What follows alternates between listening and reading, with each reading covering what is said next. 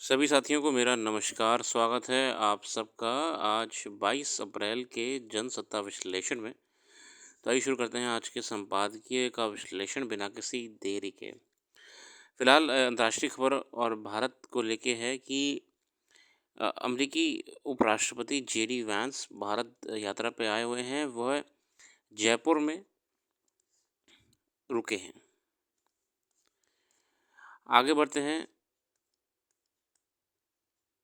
संपादकीय की तरफ। तो इस क्रम में रहने वाले हैं सेहत का पाठ, संतुलन का संकेत, प्राचीन पांडुलिपियां सहेजने की चुनौती। दुनिया भर में लगभग सभी देशों में स्कूली बच्चों की सेहत को लेकर बहुत स्तरीय कार्यक्रम चलाए जाते हैं। जरूरी होने पर नियम कायदे भी लागू किए जाते हैं। इसके बावजूद आज भी बहुत सारे देशों में स्कूल परिसरों और उसके आसपास उपलब्ध खान पान की चीज़ें विद्यार्थियों के स्वास्थ्य पर कैसा असर डालेंगी, उसे ध्यान में रखकर ठोस नियम लागू नहीं किए जाते।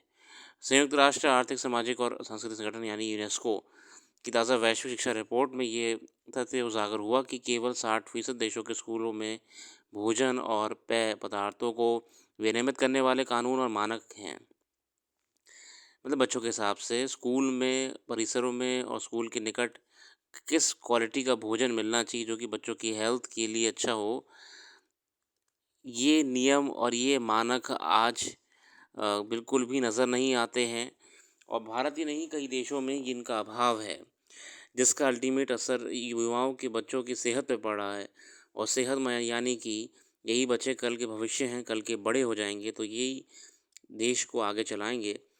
ऐसे बड़े होने के बाद अगर सेहत ही उनकी अच्छी नहीं रहेगी तो देश तरक्की कैसे करेगा। इसीलिए कंसर्न है यूनेस्को की, क्यों ना हम शुरुआत से ही फूड क्वालिटी के मानक बनाएं, रूल्स बनाएं, नियम बनाएं, जिनके माध्यम से इनको जो खाना उपलब्ध कराया जाता है स्कूल परिसरों में या इत्यादि जगहों पे, वह एक न्यूट्रिशियस डाइट हो अपने आप में। आगे देखते हैं। असुरक्षित खाद्य और पेय पदार्थों की बिक्री को प्रतिबंधित करने के उपाय नहीं किए गए। ये छिपा नहीं है कि स्कूल परिसर या उनके आसपास ऐसे डिब्बे बंद खाद्य या पेय पदार्थ आसानी से मिल जाते हैं, जिनके लगातार सेवन की वजह से बच्चों में मोटापा और अन्य प्रकार की स्वास्थ्य समस्याएं खड़ी होती हैं। इस संबंध में राष्ट्रीय स्तर पर कोई ठोस मानक या कानूनी व्यवस्था न होने की वजह से स्कूल प्रबंधन भी खान पान की ऐसी चीज़ों की बिक्री की अनदेखी करते हैं। हालांकि इसे लेकर आए दिन सरकार के संबंधित महकमों की ओर से स्कूल को निर्देश जारी किया जाता है कि वह अपने परिसर में या उसके आसपास उन खाद्य या पेय पदार्थों की बिक्री पर रोक लगाएं जो बच्चों की सेहत के लिए जोखिम भरे हैं। विडम्बना है कि बस से मामले की गंभीरता को जानते बूझते हुए भी ना तो सरकार की ओर अपेक्षित सख्ती बरती गई और ना ही स्कूलों ने अपनी ओर से कोई गंभीरता दिखाई। चुनौती है। अगला संपादकीय है संतुलन का संकेत। अमेरिकी उपराष्ट्रपति जेडी वांस की भारत यात्रा उस समय में हुई है जब पारस्परिक शुल्क को लेकर दुनिया भर में अमेरिका के खिलाफ आवाज़ें उठ रही हैं। चीन के साथ अमेरिका की तनातनी दिन दिन तलख होती जा रही है। चीन के साथ अमेरिका की तनातनी दिनों दिन तलख होती गई है। भारत में भी अमेरिका के साथ बिगड़ते संबंधों के कयास लगाए जाने लगे थे, मगर जेडी वांस के साथ बातचीत से द्विपक्षीय व्यापार, शुल्क, क्षेत्रीय सुरक्षा, राजनीतिक और प्रतिरक्षा सहयोग में कई तरह की आशंकाएं दूर होने की उम्मीद जगी है। जैसे ये भी भरोसा बढ़ा है कि आने वाले समय में अमेरिका के साथ भारत के संबंध प्राण रहने वाले हैं। फरवरी में प्रधानमंत्री ट्रंप से मुलाकात के लिए अमेरिका गए थे, तभी उन्होंने द्विपक्षीय व्यापार समझौते की पेशकश की थी, जिसे अमेरिका ने सहर्ष स्वीकार कर लिया था। दोनों देशों ने द्विपक्षीय व्यापार को $500 अरब तक पहुंचाने का संकल्प लिया है। हालांकि अभी अमेरिकी शासन ने अपनी शुल्क दरों को लागू करने की तिथि 90 दिन के लिए टाल दी है, पर इससे दुनिया की चिंताएं दूर नहीं हुई हैं। इस समय अमेरिका से जो ट्रेड और व्यापार की नीतियां हैं, ये हर किसी को असमंजस में डाली हुई हैं। व्यापारिक गतिविधियों पर प्रतिकूल प्रभाव पड़ने की चिंता बढ़ गई है, बल्कि चीन के बदले पैतरे से अमेरिका के माथे पर भी बल पड़ना शुरू हो गए हैं। भारत के साथ रिश्ते खराब होने से उससे भी कई परेशानियों का सामना करना पड़ सकता है, मगर भारत ने शुरू से ही अमेरिका के साथ अपने संबंधों में किसी तरह की ठंडक नहीं आने दी है। वेंस की बात आते हैं तो 2 दिन पहले प्रधानमंत्री डोनाल्ड ट्रंप के विशेष अधिकार प्राप्त सहयोगी एलॉन मस्क से फ़ोन पर बातचीत की थी, जिसमें तकनीकी सहयोग और व्यापारिक संबंधों में मजबूती लाने का संकल्प दोहराया गया था। भारत ने केवल अमेरिका के लिए न केवल अमेरिका के लिए बड़ा बाजार बल्कि बड़ा व्यापारिक साझीदार भी है। अमेरिका के पारस्परिक शुल्क थोपने से भारत के कृषि प्रसंस्कृत खाद्य वाहनों के पुर्जे, उच्च स्तरीय मशीनरी, चिकित्सा उपकरण और आभूषण के क्षेत्र में बड़ा झटका लगने की आशंका बढ़ गई है। तो अमेरिका के लिए दवा, आभूषण आदि क्षेत्रों से बड़े नुकसान का कयास है। दोनों को नुकसान होगा। किसी प्रकार की व्यापार संतुलन से हर कोई प्रभावित होता ही है। इससे अमेरिका भी नहीं बचा रहेगा। फिलहाल अच्छा संवाद की आ जाते हैं। प्राचीन पांडुलिपियां सहेजने की चुनौती। प्रमोद भार्गव साहब कहते हैं, भारत में प्राचीन पांडुलिपियां कितनी हैं, इनका सुसंगत अनुमान लगाना कठिन है। अनेक पांडुलिपियां अब भी संरक्षित नहीं हैं। इस संरक्षित नहीं है, इस पर गंभीरता से काम करने की ज़रूरत है। एक अनुमान के मुताबिक लगभग 1.5 करोड़ पांडुलिपियां उपलब्ध हैं। राज्यसभा में एक सवाल के जवाब में बताया गया था कि ब्रिटेन के संग्रहालय में मुख्य रूप से 4 लाख पांडुलिपियां आज भी सुरक्षित हैं।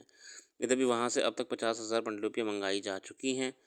इनमें खगोल, गणित, ज्योतिष, प्रौद्योगिकी, चिकित्सा, रसायन, धातु विज्ञान, खेती, किसानी और शस्त्र और आवागमन के साधनों से लेकर ईंधन की खोज और मानव मनोविज्ञान तक के धरातल की पड़ताल की गई है। प्राचीन भारतीय पांडुलिपि कितनी महत्वपूर्ण है, इस सिलसिले में एक प्रसंग याद किया जाता है। एक संस्कृत के विद्वान को लंदन की इंडिया हाउस लाइब्रेरी में उपलब्ध नाट्य प्रदीप की पांडुलिपि की आवश्यकता थी। इस पुस्तकालय में उपलब्ध पुस्तकों की सूची में से इस पांडुलिपि का नाम अंकित है। उनके एक मित्र लंदन जाते जाते आते रहते हैं। उन्होंने पांडुलिपि लाने का दायित्व उनको सौंप दिया। लंदन से लौटने पर उन्होंने नाट्य प्रदीप प्रदीप की पांडुलिपि एक गोल डिब्बे में दी। वह अचंभित हुए तो मित्र ने बताया कि इस डिब्बे में एक माइक्रोचिप है। इस माइक्रोफिल्म रीडर के माध्यम से कंप्यूटर पर खोलकर प्रिंट निकाला जा सकता है। 400-500 पृष्ठ की नागरी लिपि में हस्तलिखित पांडुलिपि उनके हाथों में थी। उन्हें संदेह हुआ कि नाट्य प्रदीप तो इतनी पृष्ठों की नहीं है, फिर ये क्या। मगर घर आकर जब उन्होंने पांडुलिपि पढ़ना शुरू की तो उनका संदेह सच निकला। वह नाट्य प्रदीप की पांडुलिपि नहीं थी। हालांकि पांडुलिपि के प्रथम पृष्ठ पर शीर्षक और अन्य जानकारियां सूची के अनुरूप ही थी। दरअसल वह महाकवि दंडी के दशु कुमार चरित के तीसरे खंड की अधूरी प्रति थी। संस्कृत विद्वान उसके अध्ययन मन में लग गए। पूरी पांडुलिपि पढ़ने के बाद निष्कर्ष निकला कि ये उज्जैन के राजा विक्रमादित्य की कथा है। कालांतर में उन्होंने इस विक्रमादित्य कथा का गद्यानुवाद करते हुए उपन्यास का रूप दिया। उपन्यास में खगोलीय घटनाओं और विक्रम संवत के प्रारंभ होने के विज्ञान सम्मत आख्यान तो है ही, विक्रमादित्य के इतिहास नायक होने के तथ्य भी हैं। विक्रमादित्य अपने आप में इतिहास के नायक थे, ये तो सच बात है। पांडुलिपि के रूप में सुरक्षित ग्रंथों के शोध और संग्रह निरंतर होते रहे हैं। वर्ष 1803 में इन ग्रंथों का सूची पत्र तैयार करने की पहली शुरुआत एशियाटिक सोसाइटी ने की थी। इस सोसाइटी के चौथे अध्यक्ष H.T. कोलब्रुक ने सूची पत्र तैयार करने के लिए प्रतिवर्ष अतिरिक्त अनुदान का प्रबंध भी कराया। इसी क्रम में गवर्नर एल्फिंस्टीन ने जब संस्कृत ग्रंथों का अनुसंधान कराया तो ज्ञात हुआ कि 1840 में जितने ग्रंथ भारत में पाए गए उनकी संख्या ग्रीक और लैटिन भाषा के समस्त पश्चिमी और कतिपय एशिया ग्रंथों की कहीं ज़्यादा थी। इसके पहले वर्ष 1830 में फेडरिक ने 350 संस्कृत ग्रंथों की सूची बनाई थी।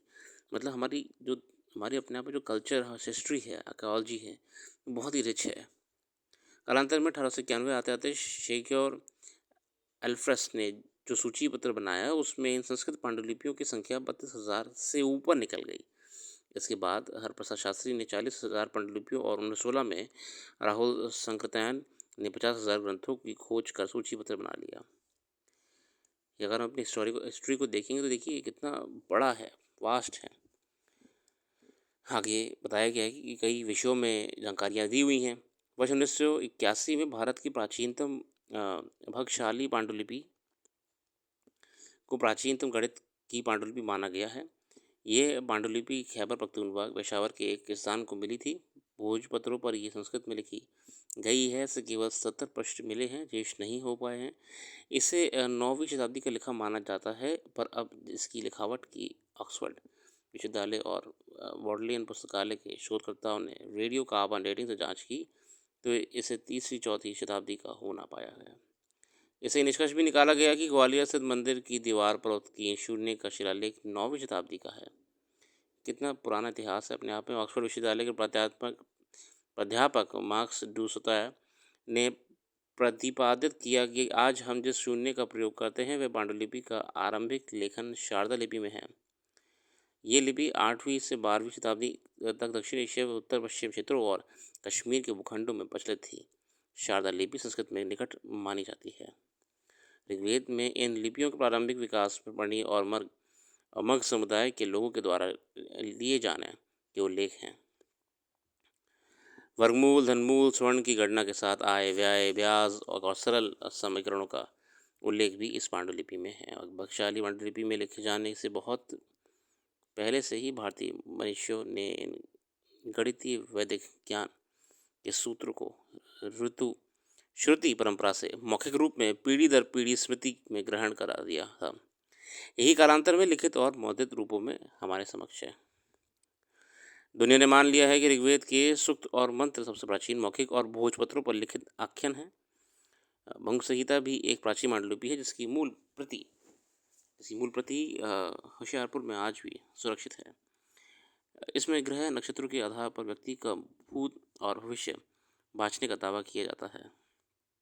रामधारी सिंह दिनकर ने संस्कृति के 4 अध्याय में ऋग्वेद की ऋचाओं को विभिन्न विद्वानों के मतानुसार 2000 से 75,000 वर्ष का प्राचीन माना है। वे ऋग्वेद को 50 से 75,000 वर्ष पुराना मानते हैं। बहरहाल प्राचीन पांडुलिपियों का संरक्षण जरूरी है कि इनका अध्ययन भी जरूरी है। ये तो है, ये कल्चर का अपने आप में बहुत ही ग्लोरी गोल्डन टाइम रहा है और हमको इसे डिसाइफर करके और जानना चाहिए क्योंकि हमें कुछ कुछ सीखने को मिलेगा। आगे देखते हैं।